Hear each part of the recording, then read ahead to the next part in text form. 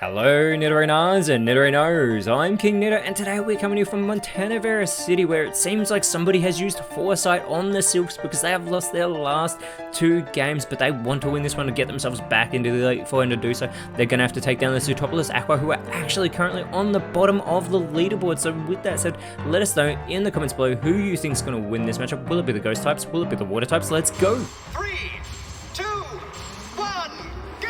That is right, the Aqua have lost 5 games this season. They have only had 1 victory and they are in last place, that wooden crown position, starting out with Milotic and Dragalge. It is going to be Typhlosion in its Hisuian form with that Frisk ability, and Basculegion with that Mold Breaker ability, starting out for the Montana Sylphs. The Mold Breaker ability allowing Basculegion to break that mold, but as I said, the Sylphs are currently in 5th place. They want to get back into the Elite Four as Dragalge, the Terrestrial draftee for the Zootopolis Aqua, taking on that water typing, and it is very familiar knowing what it's like to have once been a water type Pokemon, as Typhlosion with that speed control goes for the double hit onto Dragalge, and immediately that poison point has been activated. So Typhlosion already with that poisoning goes in for that second strike there onto Dragalge, but again Typhlosion with that poison early on. We get the Magnet Rise from Basculegion that is going to allow it to levitate with that electromagnetism, and I'm sure Typhlosion would enjoy a part of that being part fire type.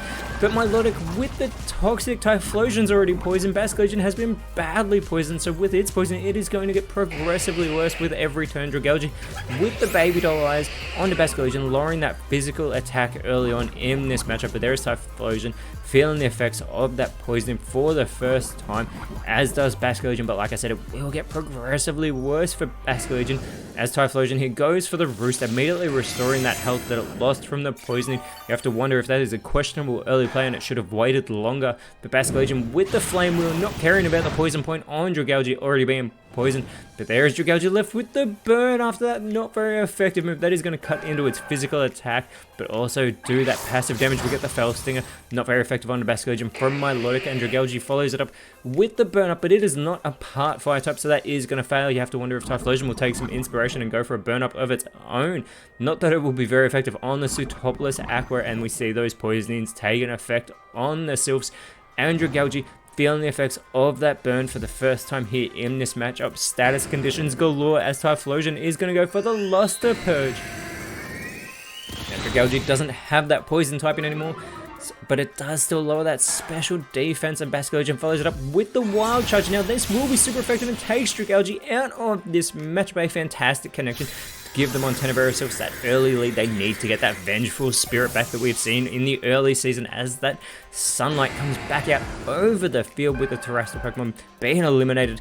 We get the Spite now from Milotic onto Typhlosion. That is going to cut into its PP by 4, trying to make it struggle nice and early on, but it is contending with that poisoning there, doing that chip damage. And as we have said, Basculegion's is getting worse with every turn, taking a good chunk of its health. Then as out comes Kingdra for the Zootopolis Aqua, who has been having a good individual season. The spikes being set up by Typhlosion on the side of the Aqua, so now any Pokemon that comes out will land in those entry hazards. Basculegion following it up with the Inferno, but that is going to be avoided by Kingdra. It would have been heavily resisted, as well as Kingdra is going to go for the Stockpile. It is going to boost its defenses, and with that consistent 95 physical defense and special defense, and actual physical attack and special attack for that matter, getting that nice boost.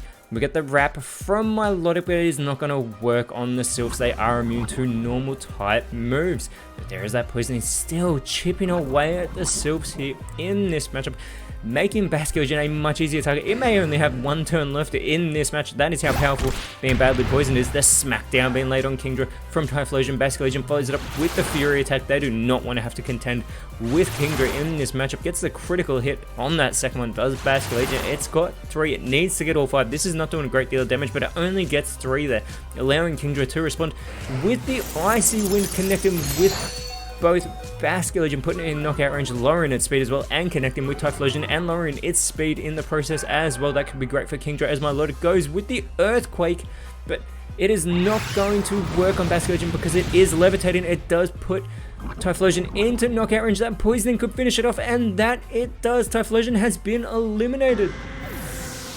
And you know that Basculegion will not be able to hold on anyway. The poisoning practically completes the huge play for the Pseudopolis Aqua, and thankfully it didn't do a great deal of damage to Kingdra in the process, did Milotic, as out comes Skeledirge, and it is going to be joined by Rotom in its Mo form. They need to capitalize on that part grass typing that is actually going to shed here, taking on that ghost typing as the Terrestrial Drafty, which means Rotom, we know very well, knows how to be a successful ghost type, and it wants to do so in this matchup, and it has that speed control immediately going for the spin out, so it's actually going to give up some of its speed, and it's not very effective there on Milotic, who actually tanks that move, so you have to think Kingdra will be moving quicker than Rotom.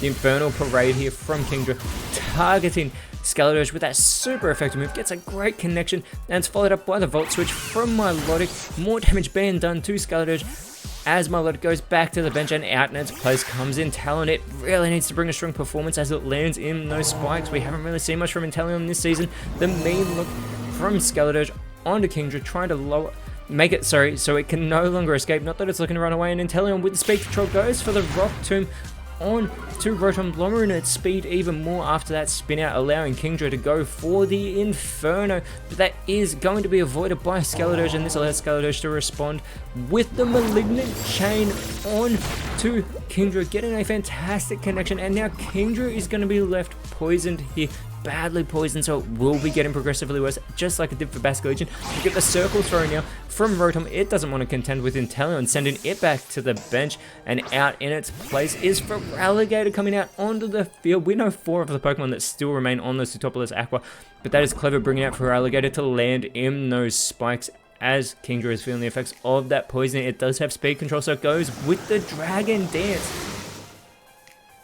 And this is going to boost that attack. It's already boosted its defenses, but it boosts its speed as well, even though it already has speed control. Feraligatr follows it up with the Bite. This is super effective, and it eliminates Skeledirge from this matchup. The Pseudopolis Aqua have the 5-3 advantage. Rotom goes for the Sweet Kiss, but that is avoided by Kingdra. However, that poisoning will not be avoided, putting Kingdra into knockout range. It is an easy target as out comes Chandelure for the Montana Varioselves, and Kingdra goes immediately for the Lava Plume.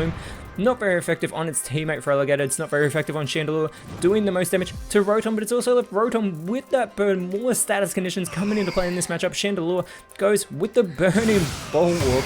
Feraligatr does not want to connect with that and get a burn of its own, as Chandelure does protect itself. Feraligatr goes for the Leech Life, focusing in onto Rotom. They're not very effective, but does take some of its health for its own. Feraligatr getting some health restored here, as Rotom is going to go for the Grass Knot. This would have been super effective on Feraligatr, but thanks to that Dragon typing, it's not super effective on Kingdra. However, it still gets the elimination, and that is what the Sylphs needed, as Rotom begins to feel the effects of that burn, and it is Milotic coming back out onto the field, landing in those spikes. We know Inteleon is on the bench, as well as Chandelure with that Vine Whip, super effective there onto Milotic. That is what the Sylphs need to do. Milotic is going to respond though with the Brine, a super effective move of its own, but Chandelure is able to hold on, but barely. Feraligatr could capitalize, goes with the Smog, but instead it goes for Rotom. It's not very effective. This allows Rotom to respond with the Power Split, focusing in here onto Feraligatr, sharing its power between the two, but there is that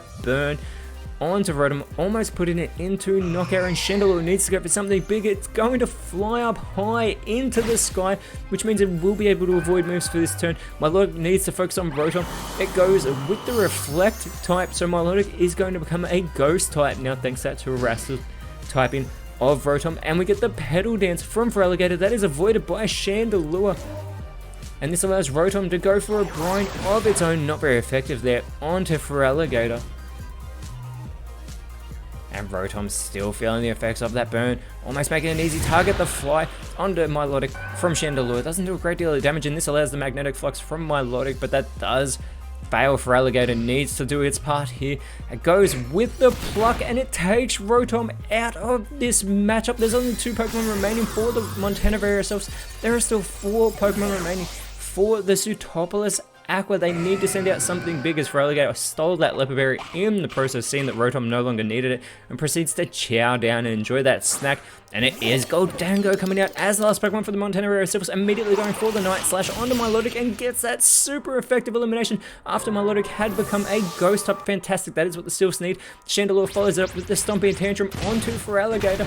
Feraligatr tanks that move though, and it responds with the Glacier. This is going to connect with both Chandelure and Goldango. and it's not very effective on either of them, but effective enough, and a critical hit to take out Chandelure. It lowers the speed of Gholdengo in the process. Gholdengo has 3 water types to contend with, and we know it's Inteleon who comes back out onto the field to land in those spikes yet again, and it has the speed control going for the Guillotine, which would have been fantastic, but it doesn't actually affect Gholdengo. Feraligatr is going to go for the last resort, but that also fails. This is great for Gholdengo, as this allows it to go with the Venoshock on to Inteleon, putting it into knockout range. Inteleon responds though with the Magma Storm. This will be super effective, but Gholdengo avoids that attack. Feraligatr goes with the Retaliate, but that does not affect Gholdengo. This is fantastic for the Sylphs. This allows Gholdengo to go for the tackle, and Inteleon's able to hang on by a thread, and it goes with the Flame Wheel. This will connect. Super effective damage there onto Gholdengo. Feraligatr follows it up with the Spore, but that good as gold ability makes it not affect Gholdengo as well. And Gholdengo goes with the Belly Drum. It's going to cut into its own health, puts itself into knockout range, but it maximizes its attack. It needs to go on the offensive. Inteleon goes with the Tail Slap, but those immunities coming into play yet again. This is why Gholdengo is so key. Feraligatr with the Terror Blast, yet again those immunities. Gholdengo is a massive threat. Here it goes with the Body Slam onto Feraligatr, and Feraligatr is eliminated from this matchup. The Aqua need to connect with something, anything. Out comes Blastoise. It lands in those spikes. Inteleon goes with the Crab Hammer, and it brings the hammer down to get the elimination, giving the Sylphs their 3rd consecutive loss, and one of them now being to the side who were on the bottom of the leaderboard. The Sootopolis Aqua know how to bring it to those top sides, and this will move them up to 17th places next round. They will be going up against the Spike Myth Rockets. Whereas for the Sylphs, they need to refine themselves, because next round it will be them going up against the Ula Macros. But until then, Nidorinos, thank you so much for watching. Let us know in the comments below who you thought was the best on field, and if you enjoyed what you saw, please leave a like, share, subscribe, but more importantly, always remember, you are awesome, and I'll see you when you see me.